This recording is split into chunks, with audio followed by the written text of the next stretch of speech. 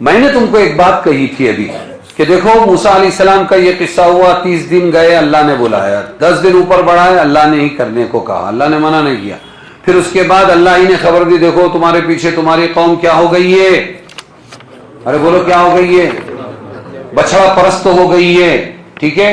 موسیٰ علیہ السلام گئے، ہو گیا، پھر حضرت عیسیٰ علیہ السلام آئے، انہوں نے موسیٰ علیہ السلام کے بارے میں کوئی ٹیکا نہیں کیا، سمجھ میں آئے۔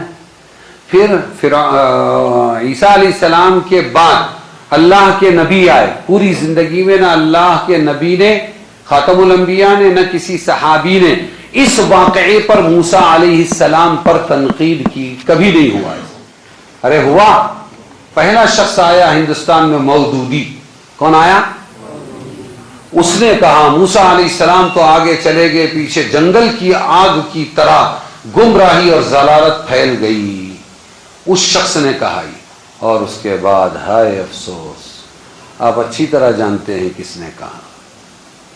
کسی امتی کو، بڑے سے بڑے عالم کو بولنے کا حق نہیں ہے، کیونکہ نبی وہ ہوتا ہے جو بولتا وہی ہے جو اللہ بولتے ہیں، کہتے ہیں، اور کرتا بھی وہی ہے۔ لیکن ہمارے زمانے میں بھی کچھ لوگ صرف ایک بات ثابت کرنے کے، بھائی امیر صاحب اپنی جماعت کے ساتھ رہیں، ہاں امیر صاحب اپنی جماعت کو چھوڑ کے ادھر ادھر نہ پھریں، دیکھو موسیٰ علیہ السلام امیر صاحب چلے گئے تو پیچھے گمراہی پھیل گئی۔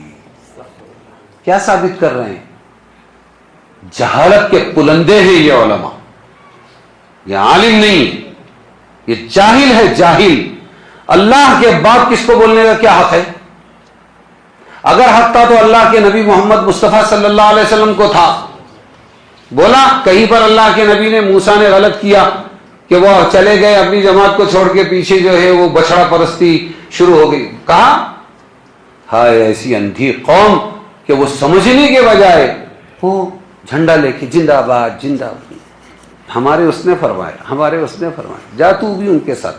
نبی پر تنقید کرتا ہے، شرم نہیں آتی؟ نبی پر تنقید، قرآن پر تنقید، یہ دین کا کام ہے، دین کے ٹھیکیدار ہیں۔ کبھی بھی جب نص کی بات آئے، کس کی بات آئے؟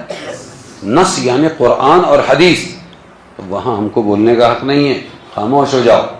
کیا ہو جاؤ؟ خاموش ہو جاؤ۔ اس کا خیال رکھیں کہ نبیوں کے واقعات میں ہم کو اپنا شان پانا نہیں بتانا چاہیے۔